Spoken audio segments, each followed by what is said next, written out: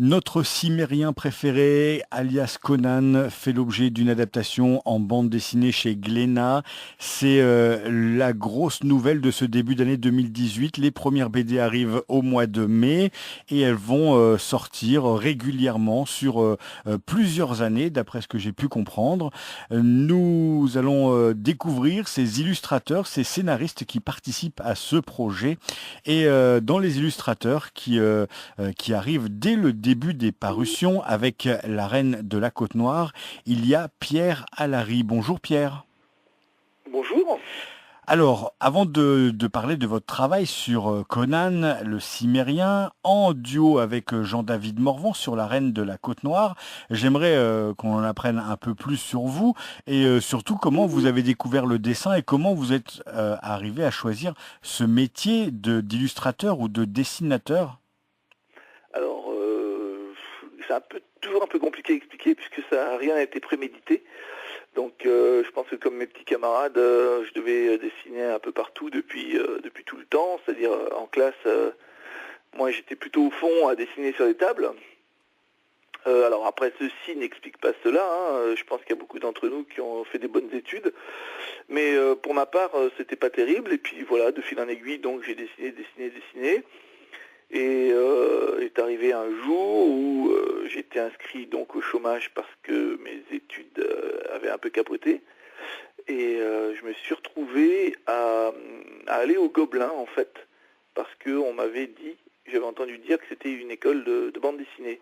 Donc je m'étais dit, tiens, ça serait peut-être un bon moyen d'apprendre à faire quelque chose avec ce dessin-là qui me travaille depuis longtemps. Voilà, et en arrivant au Gobelin, en fait, c'est avéré que c'était une école d'animation. Mais voilà, j'ai quand même tenté l'aventure et je me suis retrouvé à apprendre le métier de l'animation, ce qui n'était pas du tout prévu. Mais voilà, comme mes études ayant capoté, je me suis retrouvé un peu dans un environnement estudiantin avec des gens de mon âge. On passait la journée à dessiner et à s'envoyer des boulettes de papier au visage. Donc c'était plutôt agréable. Et ce qui fait que parallèlement à ça, j'ai quand même commencé à prendre des contacts avec des gens de la BD. Donc à l'époque, c'était Laurent Galmour qui travaillait chez Vent d'Ouest. Et je lui ai proposé voilà, des pages, pas des projets encore, mais des pages, des dessins. Et il m'a fait travailler au début dans une petite revue qui s'appelait Gotham, puis Golem. Et voilà, donc j'ai fait mes premières pages dans ces revues. Et puis après, il m'a gardé sous son aile et on a commencé à travailler sur des projets plus importants et plus intéressants. Et c'est comme ça que j'ai mis un pied dans la BD, tout en étant parallèlement en train de faire mes études d'animation. Dans l'animation, on peut noter que vous avez travaillé quand même pour les studios Disney. C'est pas rien sur un CV quand on met Disney et puis on joint à côté Tarzan, Cusco, le livre de la jungle 2, ce genre de projet. Encore une fois, un heureux accident, oui, puisque les Gobelins m'ont ouvert les portes au studio Disney, comme on était un peu le vivier français de l'animation. Voilà, donc ils sont venus faire leurs courses. J'étais dans le panier, tant mieux. Et donc là encore, je suis resté en effet 10 ans au studio de Disney à Montreuil, parce que voilà, une fois encore pas prémédité, mais c'était un beau métier, j'ai appris plein de choses, on travaillait dans des conditions assez exceptionnelles, et ça m'a permis de rencontrer beaucoup de gens qui sont aujourd'hui encore mes grands copains. Alors ça se poursuit chez Soleil après avec quelques BD. On peut s'y aller. Alors peut-être pas chez Soleil, mais Belladone, Silas Corée. On voit aussi que vous avez fait un peu d'ancrage pour la Spider-Man Family.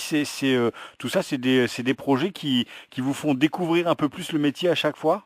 Ah bah, oui, après tout s'enchaîne, alors c'est toujours marrant, puisque moi en fait je commence chez Vent d'Ouest, donc sur une série avec Chris, le dessinateur scénariste à ce moment-là. Et puis de fil en aiguille, je suis mon éditeur qui monte une nouvelle édition qui s'appelait Le Téméraire, où là encore j'ai rencontré pas mal de copains. Le Téméraire se casse la figure. Les projets terminés pour Le Téméraire sont revendus chez Soleil, donc je me retrouve chez Soleil, où là je vais rester quelques années à développer quelques projets. Un Spider-Man en effet que j'ai dessiné voilà, à l'invitation d'un camarade. Et puis voilà, après tout s'enchaîne, donc tout ça parallèlement au métier d'animation. Ouais. Alors maintenant, Conan, c'est un gros projet que Glénat a proposé à plusieurs artistes, hein, qu'ils soient scénaristes ou illustrateurs.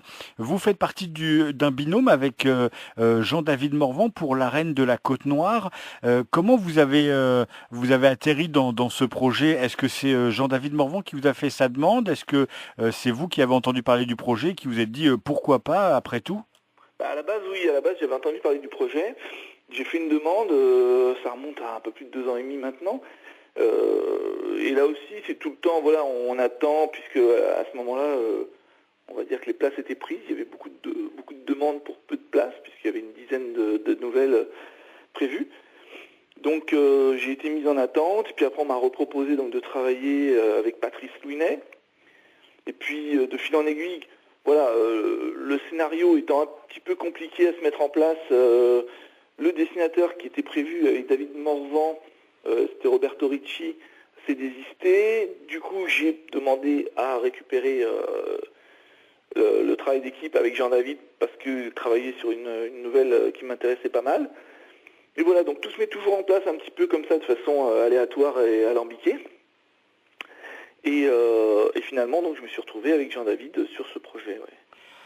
Dans votre esprit, Conan le Barbare, ça fait appel à quoi? À un comics, au livre, à Schwarzenegger? Ah non, moi, Conan, j'ai toujours été un grand fan de Howard. Donc, avant même le film, avant la BD, avant les adaptations BD, moi, c'était vraiment le romancier. Quand j'étais ado, je me gavais de littérature gothique, néo-gothique, post-gothique américaine. Donc, que ce soit les Lovecraft, les Howard et compagnie. Du coup, voilà, et grâce aux éditions Néo qu'on peut citer, j'ai bien sûr lu tous les Howard autres que Conan, puisque je pense que voilà, il est bon de rappeler que c'est aussi un très très grand romancier d'aventure, de récits maritimes. Il a inventé des tonnes de personnages parallèles à Conan, que ce soit des Solomon Kane, des gens comme ça. Donc il y a beaucoup de nouvelles sur un très court laps de temps, puisque bon, Patrice en parlera mieux que moi, mais voilà, Conan, c'est une espèce d'auteur comète dans l'histoire de la littérature américaine, là, qui est arrivé comme ça, qui est mort à 32 ans et qui laisse derrière lui une œuvre incroyable. Donc voilà, donc moi c'était vraiment avant tout l'idée de me confronter à ce bonhomme qui a enchanté mes lectures de jeunesse. Et est-ce que vous aviez déjà une image prédéfinie de ce barbare? Est-ce que de votre côté, peut-être que vous aviez déjà fait des croquis en étant fan et que avec Patrice Louinet, il a fallu retravailler certaines choses? Non, j'avais pas vraiment d'image préconçue. C'est vrai qu'après Conan, on a tous l'image enfin en tout cas tous les fans de BD américaine, l'image de Buscema, quoi, hein, du Conan de Buscema. En même temps, voilà, c'est un personnage qui est quand même assez bien décrit dans les romans. On peut pas non plus l'imaginer de 50 façons différentes. Hein. C'est quand même un grand bonhomme baraqué, né aquilin, voilà, qui a les poils de la nuque qui se hérissent à chaque fois qu'il a peur. Donc tout ça, c'est toujours bien décrit dans les romans. Maintenant, j'avais pas vraiment de personnage type, quoi. C'était ni Schwarzenegger, ni un autre. Non, j'étais plutôt dans une image, oui, à la Buscema, on va dire, c'est-à-dire voilà les arcades proéminentes, le sourire à l'envers, et voilà, et le corps couvert de cicatrices, parce qu'on a un peu tendance à oublier quand même que il donne des coups, mais il en prend, quoi. Votre travail avec Jean-David Morvan et du coup Patrice Louinet, alors comment on peut en parler? Bah écoutez, ça, je sais pas, ça a plutôt été. Après, Patrice, il a été très discret parce qu'évidemment, il bosse en amont. Hein. Lui, il travaille avec les directeurs de collection, ce qui fait qu'on n'a pas eu. Moi, je l'ai rencontré une fois au début de l'aventure. Il a mis les choses au point en expliquant que voilà, on allait éviter de rentrer dans les clichés de Conan Schwarzenegger. Il a fait un peu le point sur le personnage de Conan tel qu'il est décrit dans les livres de Howard, hein, c'est-à-dire quand même un personnage malgré tout pour l'époque assez lettré et non pas simplement un barbare bas du front. C'est pas un type qui a été gonflé en salle de gym, c'est un type qui s'est musclé parce qu'il a fait plein de travaux assez jeune et donc c'est pas une musculature proéminente, c'est une musculature nerveuse plutôt. Enfin voilà des choses comme ça qu'il fallait mettre au point. Et ensuite, moi, je suis passé directement avec Jean-David. J'ai plus vraiment de contact avec d'autres personnes. Votre regard sur ce qui va arriver, pour en avoir parlé avec d'autres illustrateurs, certains me disent qu'ils sont assez curieux parce que vous avez travaillé tous de votre côté avec votre vision de Conan, tout ça chapeauté par Glénat et Patrice Louinet. Est-ce que vous êtes pressé de voir le résultat de vos autres collègues? Parce que du coup, ça va être la force de cette série, c'est que chaque BD va être différente. Ouais, je suis assez curieux d'en voir certains en tout cas. Et à voir, parce que c'est toujours le piège de ce genre d'approche de personnage, puisque Conan, alors Conan, on sait que c'est pour une niche, hein, c'est quand même, je pense que ça va s'adresser à un public essentiellement masculin, de niche, un public assez geek, donc qui a déjà une image cognitivement assez préconçue de Conan. On a tous notre image, quoi. Hein, je pense qu'on est sensiblement tous sur la même longueur d'onde quand il faut décrire le personnage de Conan.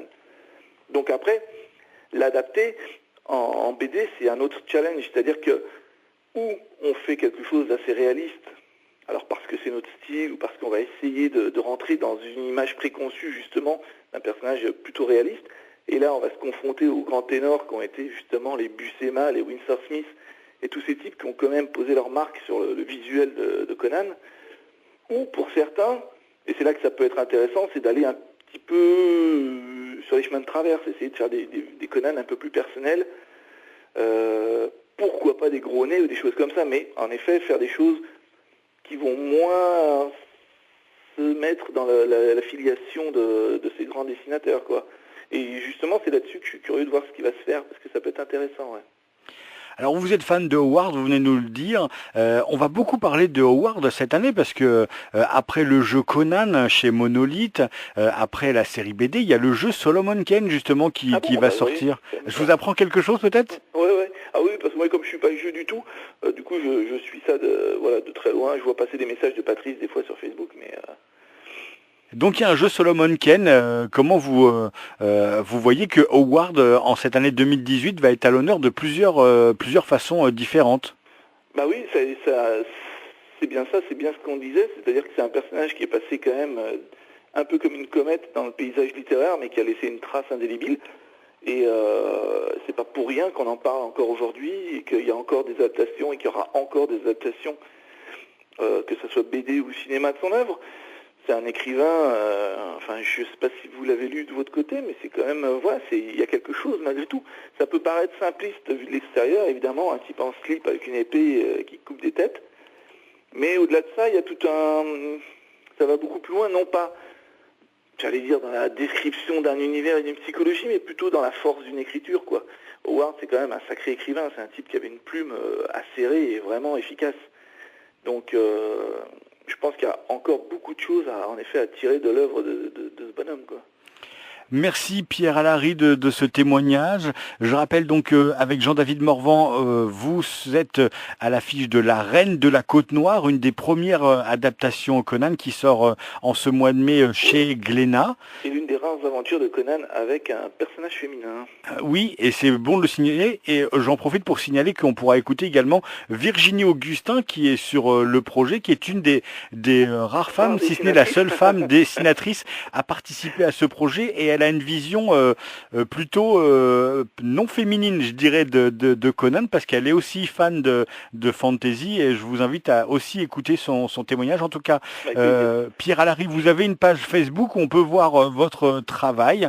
On peut déjà citer quelques BD. Il y a Sinbad, Moby Dick, vous avez travaillé, donc on l'a dit, sur Spider-Man. Et cette année, en début d'année, là est sortie l'adaptation de Mon Traître, d'après le roman de Serge Chalandon, ce qui va me faire une année aussi un petit peu sous forme de grand écart facial entre, d'un côté, une adaptation de roman contemporain et de l'autre côté, une adaptation de Conan le Barbare.